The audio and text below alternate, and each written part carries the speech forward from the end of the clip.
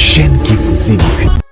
awa makomami na nzambe nzambe azoloba clair azoloba ngo bien po yebaki bango nyonso tu ozomona ke tant tozala na kati d'église biso nyonso tant balobaki tozobondela biso nyonso toza na sujet boye to prier omoto nyonso azoprier Seigneur bénis-moi, Seigneur donne-moi le boulot, Seigneur donne-moi le mariage, Seigneur donne-moi le voyage, Seigneur donne-moi l'argent. Omoto nyonso azaka na bosenga na siko ezosenga oyo aza kosenga pa Jésus nani oyo akorecevoir nani oyo akozwa eloko oyo ozosenga pa Seigneur eza mwana moto oyo serviteur oyo asalaka écoute pas mettre parole de Dieu en pratique bango wana nde bazwaka yaya soko oza na yo juste te yo soko oza na yo correct te soki oza aventurier oto oza tintin donc yebaka yango okorecevoir rien.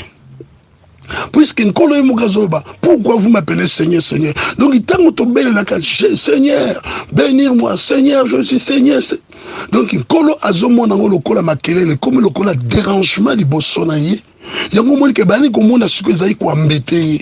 Yango mona ki ti azwa ki audace ya ko yebisa ba disciple. Vous pourquoi vous m'appelez Seigneur, Seigneur? Pona ni bozali ko benga nkolo nkolo. Parce que nkolo amona ki kat na ba yekoli. Amona ki kat na biso ba disciple. Amona ki kat na biso lelo otozo benga ki lelo la kat na église ya lelo. Azomona ki kat na église ya lelo. Il y a aussi des aventuriers ba hypocrites. Mais belé ba côté l'église, ils sont serviteurs de Dieu ba hypocrites. Parce que ça là makambo ils ont payé sa gloire te pas Seigneur. Ils ont mona ba serviteurs de Dieu, ils ont tambla na ba simisa to ba simine. Ils ont kokana même pas na ba norme ya Bible. Ndenge Bible ezali ko enseigner biso ba sanga nzam tozo zala lo lenge Bible zo tinde la terre. Mais siko zo ya ko be na nkolo nkolo me. Kono siko zo loba na yo pona ni zo benga nkolo nkolo. Donc c'est-à-dire tant que yozo sala o mutema no elingi o yozo sala o mutema no elingi c'est une tile o benga nkolo Yesu Christo de Nazareth batu bako benga kaka nkolo nkolo ba o bazana norme bazo respecter la parole de Dieu. Mais quand toi tu ne respectes même pas la parole de Dieu, c'est une tile d'appeler Jésus ezana goki ko benga yete. Puisque beaucoup qualité, ils ont tant de samano na makancha diable, ils ont ça la lito ikoyoka ainsi dit Satan. Et en plus, tu viens encore, il y a Seigneur bénir moi, à bénir yo en quoi? Le problème ni. Est-ce que vous associez? Est-ce que vous avez une alliance naïe? Mais il y a pas tant aux commettre ba péché, tant aux tambu samandenge mutemano elingi. Il y a pas que aux en alliance na Christ. Christ a kokisara ba posa, il y a ba o bazan alliance na ye. Pour mutu azan alliance na Christ azali mwana o yazo respecter ba norme ya Bible.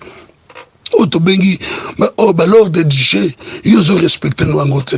Ba règle de jeu au respecte kanu angote mozolo ba Seigneur a pambola yo bilo kanti bénédiction ngo ba pesa ngo n'importe qui Seigneur notre Dieu tout puissant zolo ba bien ba pesa kabilo ka ba nzambe te na bamboa donc yeba katango yo zali na norme te ya Bible oza déjà lokola mboa puisque mboa aza mutu aza le misala ya mabe alors que jamais kolo na bomoy akokozwa biloko ya bassin apese pa ina yo tant que yo zo respecter te o ezali maloba na nzambe yango moni kolo azolo bana yo il faut yebaka na tongo na lelo yo mutu oza yo mutu place ovandi il faut yebaka bien est-ce que lolenge na yo liboso Seigneur eza lolenge nini est-ce que ndenge pezo so tambusa makati na vie chrétienne tu mets vraiment la parole de Dieu en pratique ata komi balemi sato bazo monote mais sachez-le bien que nzamba zo mwana balie nyonso.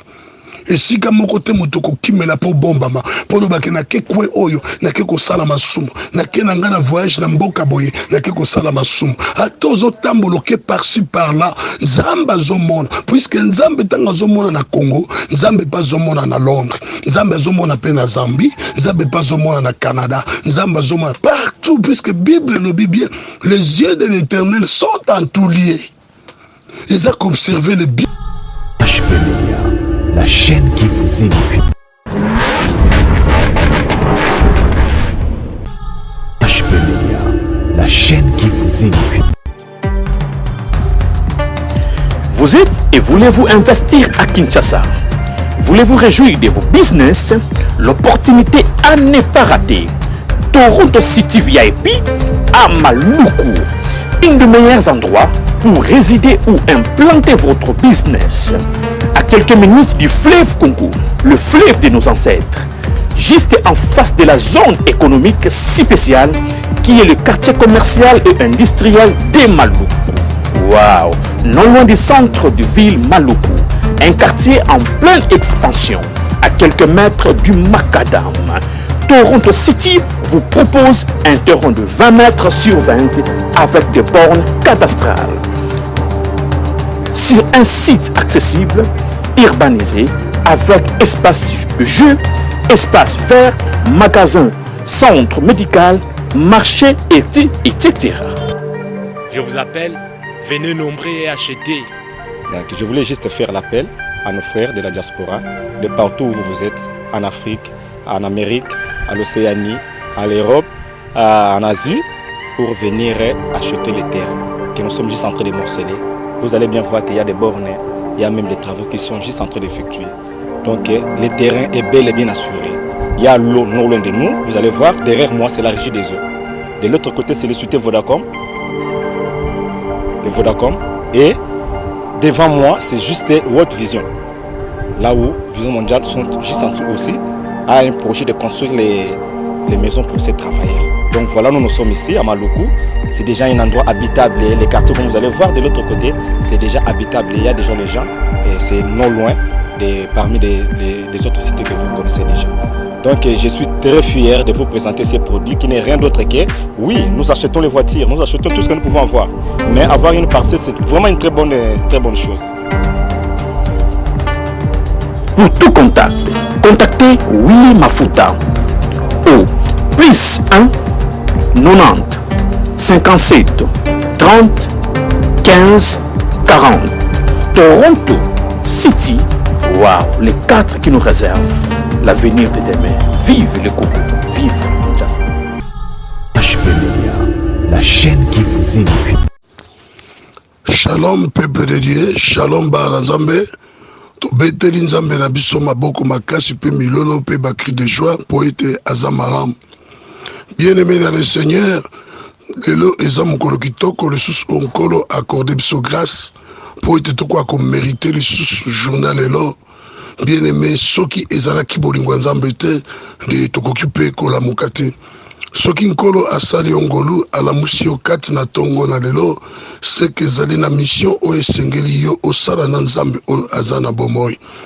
Bien-aimé dans le Seigneur, tant nyonso nalobaki maloba nzambe esengeli ezala mwinda kati ya bomoi na biso pe ezala mwinda kati na matambe na biso po toyeba kotambusama na se na ntango oyo. Bien-aimé dans le Seigneur, nzambe na biso aza merveilleux. Tant nyonso tout aux autres kebisa biso basal na nzambe biso ba peuple de Dieu.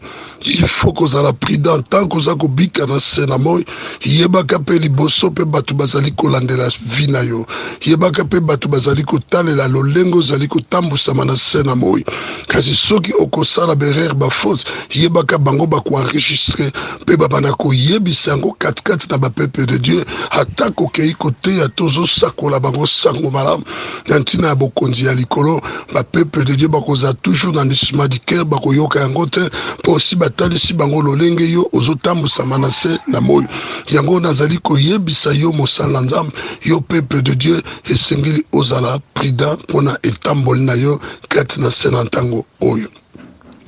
Ntango nyonso nalobaka ke tozalaki na mingi oyo tolalaki na bango na mokolo nalobi basusu basalaki baprojet basusu baorganize bamakambo ebele mpo bakoka kosala lelo mpo bakoka kosala na mwa oyo mpo bakoka kosala na mwa ya novembre mpe décembre kasi na ntongo na lelo basusu bakufi baza lisusu na bomoi te basusu bakoti bamorke basusu baza na baso intensive mpe basusu baza porte dispari kasi ngai na yo nkolo asaleli biso ngolu ete tokoka kobika susu na se na moi me yebaka soki ozwi grâce ya kokoma kati na mokolo na lelo eza te ke oleki baoyo bakufi ke soki nde tobiki lelo ezali nde ngolu oyo nkolo na bomoi asaleli ngai na yo yango ntango nyonso place ozali ya betaka maboko yo moto ozwi grâce ozosouffle de vie okontinue su kobika na se na moi kati na mokolo na lelo Bango, loba que le nom de l'Éternel soit béni, que le nom de l'Éternel soit loué, soit exalté. Yeka kande mutu abongi na nkembo pe na lokumu, kombo eza kaka moko oyo ankolo Yesu Christo de Nazareth, oyo azali notre sauveur, kaka kombo wana esengeli ngai na to tombola kape butu na moi, kaka kombo wana esengeli etambola maka na biso elongo, bisika nyonso tozali, il faut totatola, totalisa ba peuple de Dieu que Jésus-Christ est Seigneur.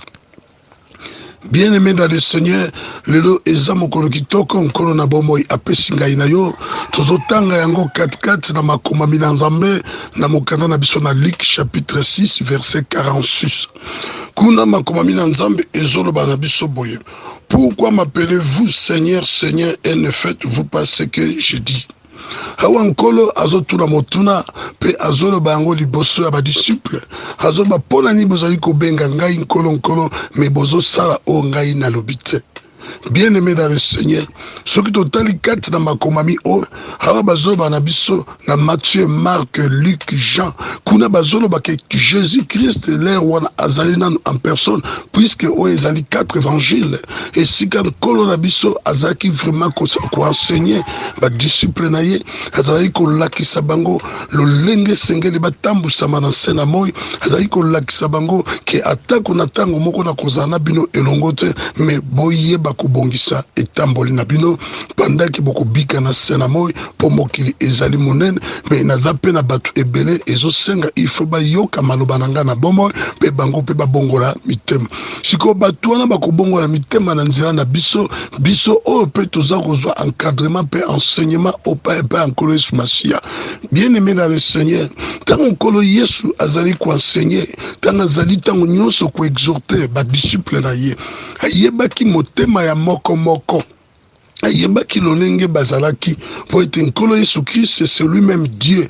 Nazoloba pe nazo confirmer yango puisque ye nde moto aza Nzambe, puisque ye aza chemin de la vérité et la vie. Yaya eloko moko te ekosa yo, eloko moko te e contredire vie na yo.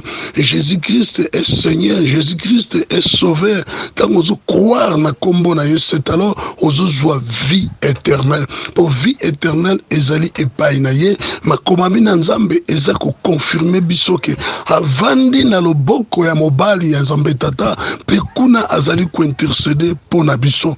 Yango nazo talisa ke tango tolobaka ke Bible elobi, balobi tende ke livre elobi, balobi tende ke kaye elobi, balobi tende ke songolo alobi, mais balobi ke Bible elobi, c'est-à-dire Bible ezoba biso makomami na Nzambe buku na bomoi o totanga ka butu na moi po kati na makomami onde ezande bonzambe ye moko. Pour ce makomami na Nzambe, c'est Dieu lui-même, puisque Bible le dit, dans le commencement était la parole, et la parole était avec Dieu, et la parole était Dieu. Si quoi bien aimé dans le Seigneur, tant que Zolobaki, Bible et lobby, c'est-à-dire quoi? C'est Dieu qui parle. Alors tango Nzamba zoloba ezosenga na yo mutu symbole to ipona koyoka, tango yo zoyoka ba instruction zoyoka ainsi dit l'Éternel, ezosenga siko na yo de les mettre en pratique.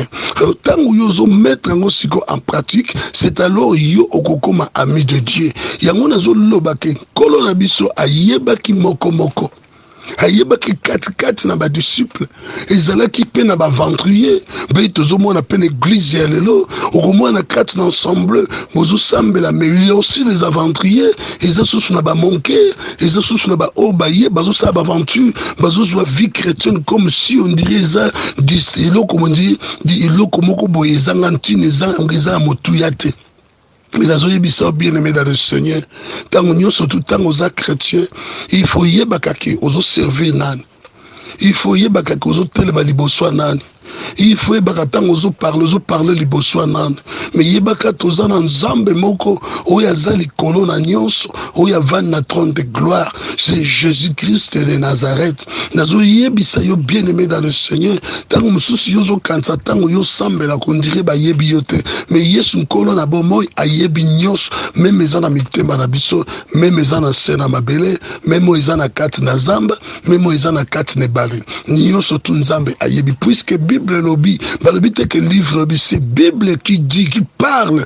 Alobi na biso keto yebaka yango, alobi même si je suis absent de corps, mais je suis toujours avec vous en esprit. Alobi que les yeux de l'Éternel sont en tout liés. Ezak observer le bien et le mal. Yango nazo talisa yo ki bien aimé dans le Seigneur. Tango yoza chrétien yoka kamaloba na nzambe o ya bomo, il faut salaka keba, il faut zalaka prudent, il faut keba ka kokanza tende que lokola place on azali batu bazomona ngai te esenge na sala onyoso ngai na lingi. Mais sachez-le bien, les yeux de l'Éternel sont en tout lieu. C'est pour cela que Christ tanga zala ki na ba disciple nazali ko enseigner zali ko babango alobi ke bino po ani bozali ko benga ngai nkolo. Mais vous allez koto sate ongai na zolo banabino. Nangaki vraiment beaucoup à côté le malatem oyo. Zamba zoba so faites ce que Jésus dit. Là où ils allaient recommandation, ils ont baké tout ça là onkolo Yesu alobi. Donc il ko sala te obiso tolingi. Pour ce que tout ça là obiso tolingi, yango pem de ko empêcher biso poto kota na royaume de cieux. Puisque objectif na biso tant to benga maketo za ba chrétien, que tant to zali ba serviteur de Dieu, tant to zola que biso to zali bana na nzambe. C'est alors quoi?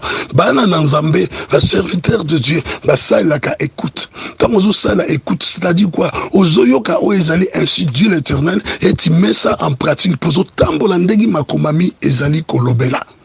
Donc tozali te ke ndengi Bible lobeli yozo ke nango na lolenge mususu wana Seigneur Jésus-Christ akozala d'accord na yote. Jésus-Christ azalaka d'accord na batu o bazali ko persévérer bato bazo yoka parole de vie pe bazo mettre en pratique. Bango ande Seigneur Jésus-Christ a exaucaka ba prière na bango. Alors yo tango ozali ko bika na sena mo olobi que je suis serviteur de Dieu. Nazamo na nzambe nazamo sal na nzambe. Mais yebaka yango tango que yozo yoka tango yozo mettre en pratique te yebaka notre Dieu aza content na yo te.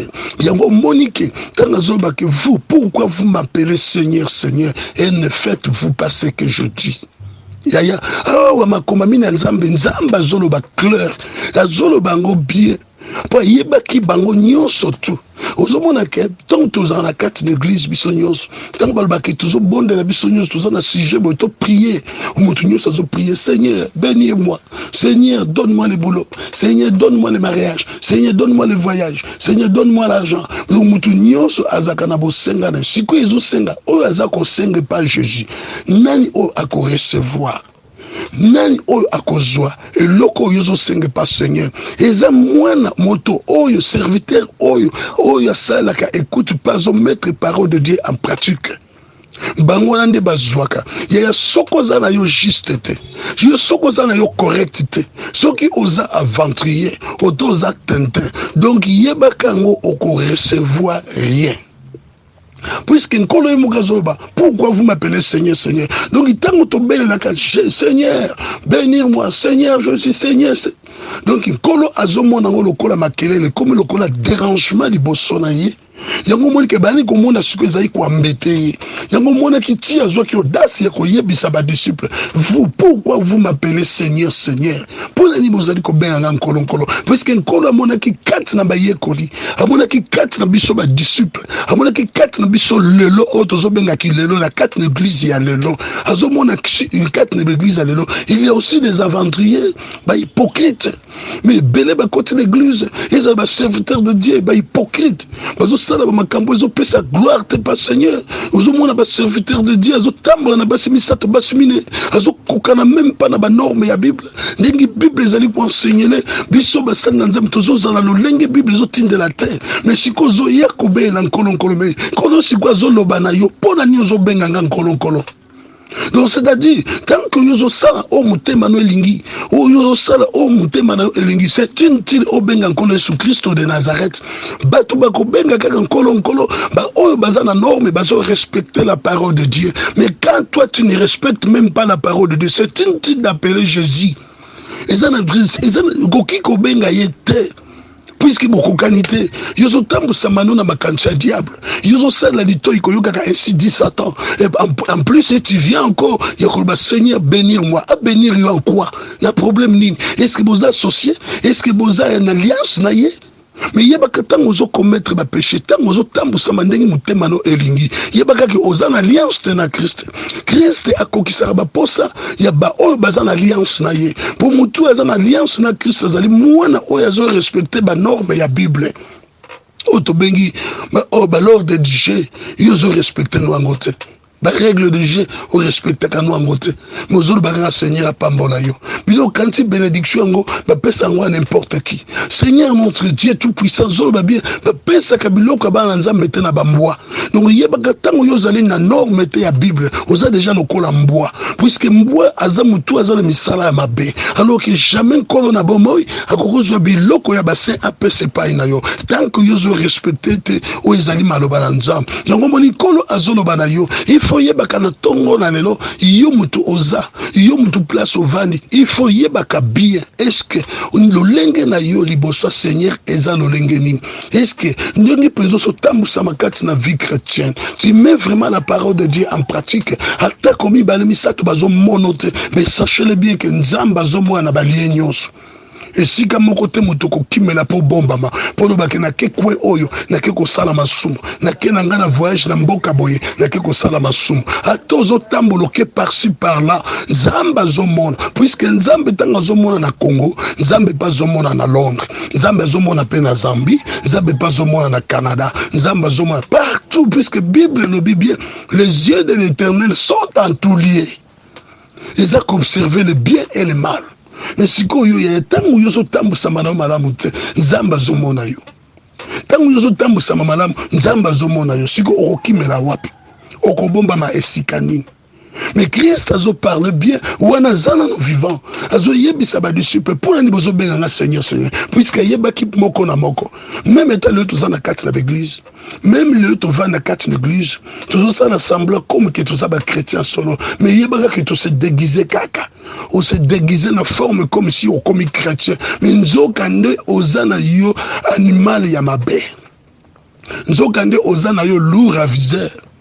Donc nzokande oza wana yo yelo kaka po obanda ko sumukisa bana nzambe kati na église nazoyebisa bien aimé dans le Seigneur nzambe na biso azana bomoy ya bino soki wakufa mais yebaka o ya biso azana bomoy pe alingaka salitete alingaka pe mbindo te. Mais yebaka onazoye biso na tongo na lelo soki olingi opambolama soko lingi nzambe apporta combien soko lingi nzambe a visita kayo soko lingi nzambe atambola kana ensemble ezo senga na yo ozala mwana otango yo yoki et tu mets en pratique. Mais tant que vous mettez parole de Dieu en pratique, sachez-le bien, ozala ami de Dieu te, ozala ami de Dieu te. Tala David nzamba bengi l'homme selon le cœur de l'Éternel, parce que David a yebaki grandeur ya nzambe. David a yebaki na ko respecter ba règle de Dieu. David ezaki tango nyoso tout s'approcher ba Seigneur.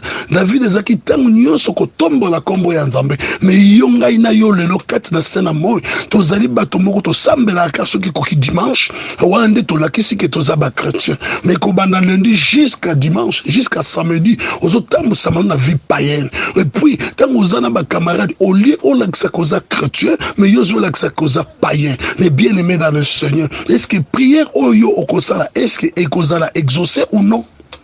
Nzamba zolo bana yebiso na tongo na lelo alobi ke ye moko tanga zalaki ayebaki mutema ya moko na moko ndengi peto zana kati na ba église nzamba yebi biso ayebi mutema ya moko na moko ya kosala no semblate ki oloba kenake ko prier okenake ngomba ndeti lelo koma bato bazokanta soki ake ngomba ake kokota na bokonzi ya likolo okende na ngomba ezali pe lié komi na ngo pe lelo basusu bakomne bango esika ya okesala masumu.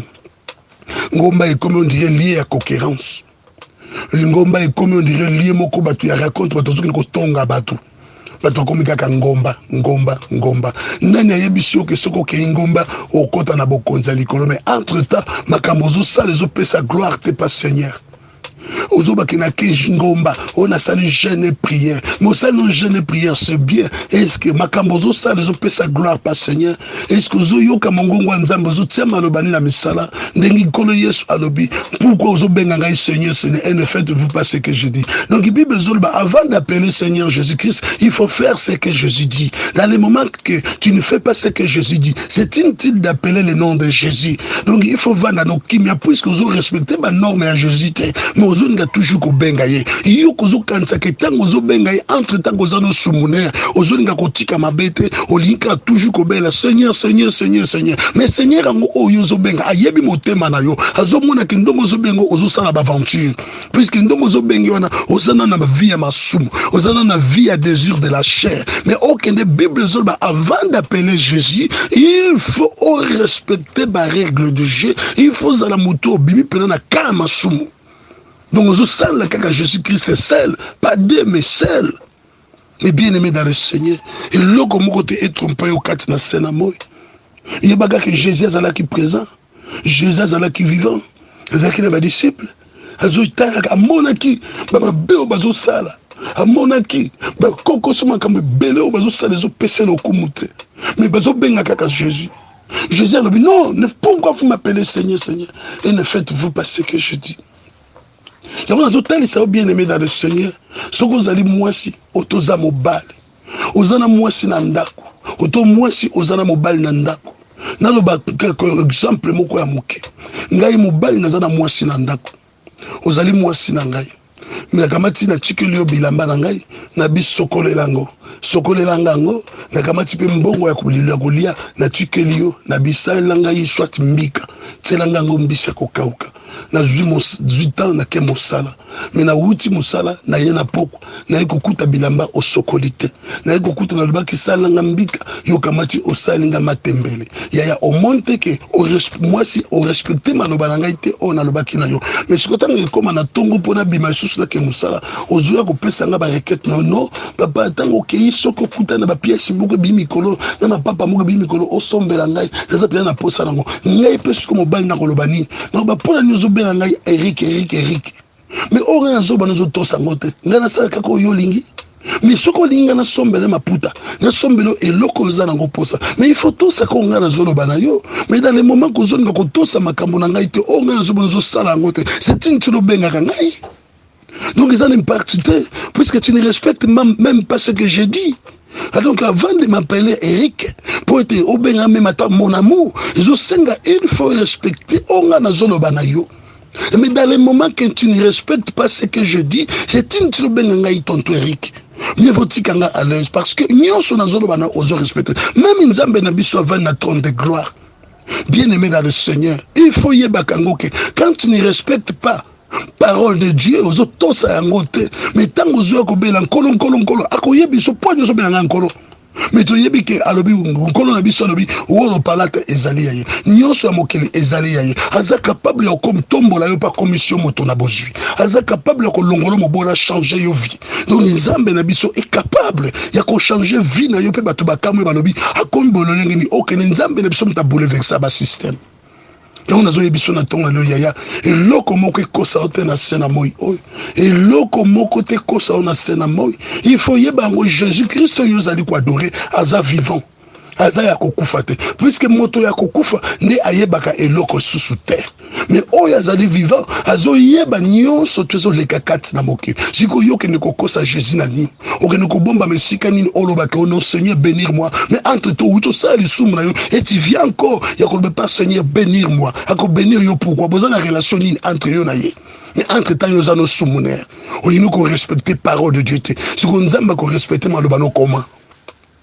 Bien aimé dans le Seigneur, Nzamba zotalisa biso eloko ya motuya eloko ya valeur oyo senga na biso to saisir oyo senga na biso to tsana mutu ezo senga na biso to salaka oyo Yesu alingi. Ne faites pas ce que tu veux, ne faites pas ce que tu veux, mais faites ce que Jésus dit.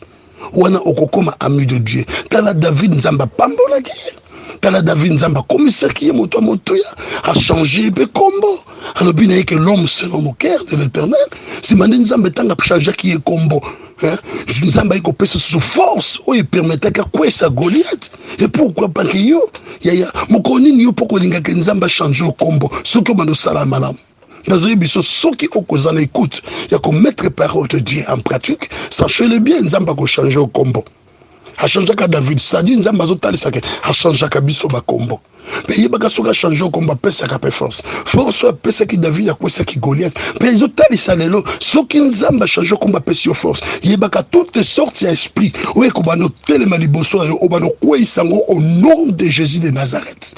Ata balobi malade, ata babili kamo ekoi na famille na bilo, ata balobi épidémie moko na mokili, ata balobi loko mo bozo sala rage na mokili. Mais tant que nzamba pesi yo force, okokwe isango parce que zambo ya zana bomo ya zakati na yo.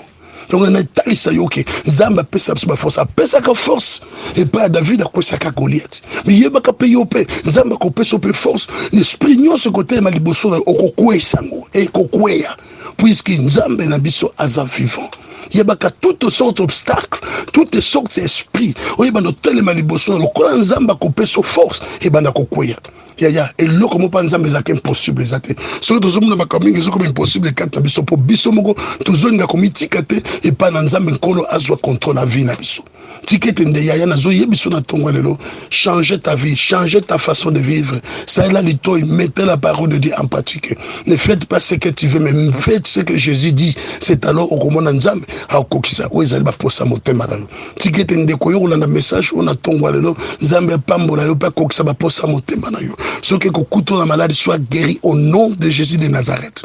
Ce que couteau en a pas problème, si cause soit solution au nom puissant de Jésus-Christ notre sauveur. Ce que couteau a kokangama soit délivré au nom de Jésus de Nazareth. Amen. HP Media, la chaîne qui vous édifie.